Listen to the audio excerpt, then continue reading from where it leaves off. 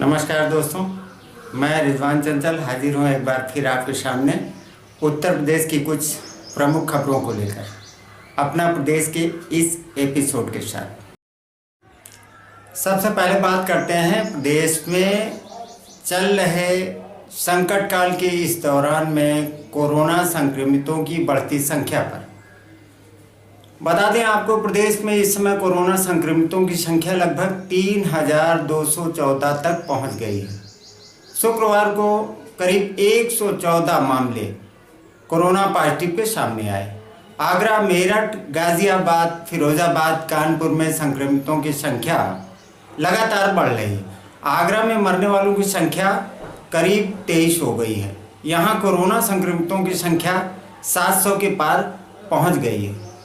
कानपुर में भी कोरोना संक्रमितों की संख्या 300 का आंकड़ा पार कर गई है। फिरोजाबाद में लगभग 174, गाजियाबाद में करीब 133। प्रदेश में लगातार कोरोना पॉजिटिव संक्रमितों की संख्या जो बढ़ रही है, उससे साफ जाहिर है कि हमें विशेष सावधानी रखनी है, घरों के अंदर रहना है। बहुत ही आवश्यक काम हो तो हम घर से बाहर निकलें। कांग्रेस महासचिव प्रियंका गांधी ने लखनऊ में 1 लाख मास्क भेजा है। यह जानकारी प्रदेश के मीडिया संयोजक ललन कुमार ने दी है। वो बताते हैं कि इसके पहले भी कांग्रेस महासचिव प्रियंका गांधी के द्वारा रायबरेली, अमेठी और लखनऊ को राशन और दवाएं उपलब्ध कराई जा चुकी हैं, जिसे कांग्रेस कार्यकर्ता बराबर लोगों तक पहुंचा रहा है। उत्तर प्रदेश के संत कबीर नगर जिले में कोरोना संक्रमित मरीजों द्वारा काफी हंगामा कर रहा है। यहाँ कोरोना संक्रमित मरीजों का आरोप था कि उन्हें अस्पताल प्रशासन सूखी रोटी खाने नहीं देगा, जिसको लेकर ये मरीज आक्रोशित हो गए और इन्होंने सोशल डिस्टेंसिंग को भूलकर अस्पताल प्रशासन के खिलाफ हंगामा काटना शुरू कर दिया। बताया जाता है कि अस्पताल प्रशासन की तहरीर पर पुलिस ने यहाँ भर्ती 5 मरीजों के विरुद्ध सोशल डिस्टेंसिंग उल्लंघन के तहत कार्रवाई कर दी है। खलीलाबाद CSC कोविड L1 के इस अस्पताल में लगभग 28 मरीज भर्ती बताए जाते हैं। अब हम आपको अवगत कराते हैं लखनऊ की एक बेहद दर्दनाक घटना से, जहाँ की साइकिल से छत्तीसगढ़ की ओर जा रहे एक प्रवासी मजदूर पत्नी के साथ, जो कि 2 बच्चों के साथ जा रहा था, उसकी यहाँ सड़क दुर्घटना में बड़ी दर्दनाक मौत हो गई।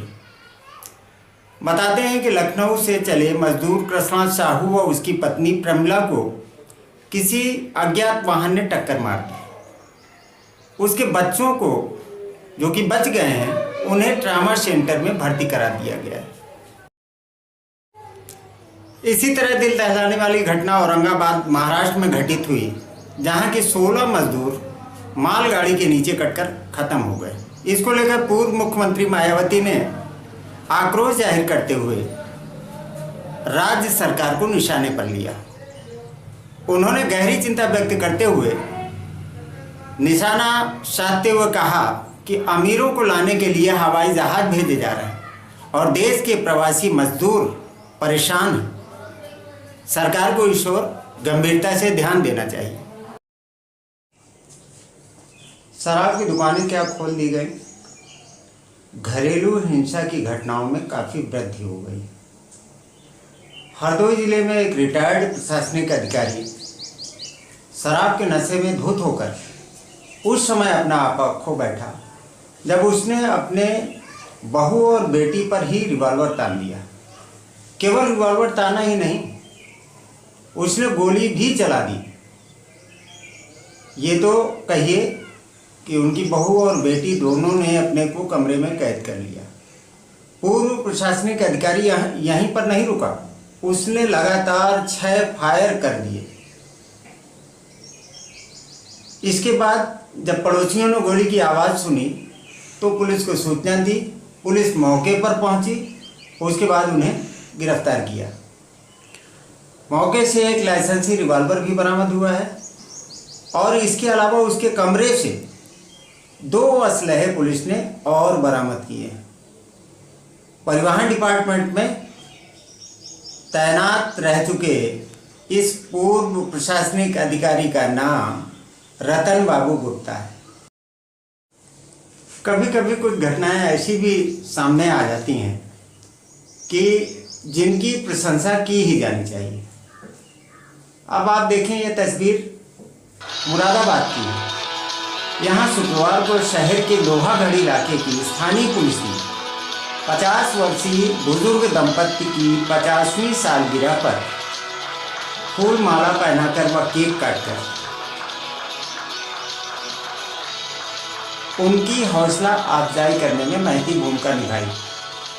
बताते चलें कि लॉकडाउन के चलते इस बुजुर्ग दंपत्ति ने शादी की 50वीं सालगिरह बनाने का कार्यक्रम तो बनाया था, लेकिन उनके इस सपने पर लॉकडाउन ने पानी फेर दिया। इस बात को उनका बेटा, जो कि नोएडा में फंसा हुआ है, वो बेहतर तरीके से समझता था। उसने माता पिता के इस अरमान को पूरा करने के लिए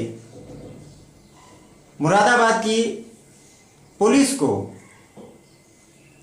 सहयोग के रूप में साथ खड़े होने के लिए निवेदन किया और स्थानीय पुलिस ने इस काम को बखूबी अंजाम भी दिया।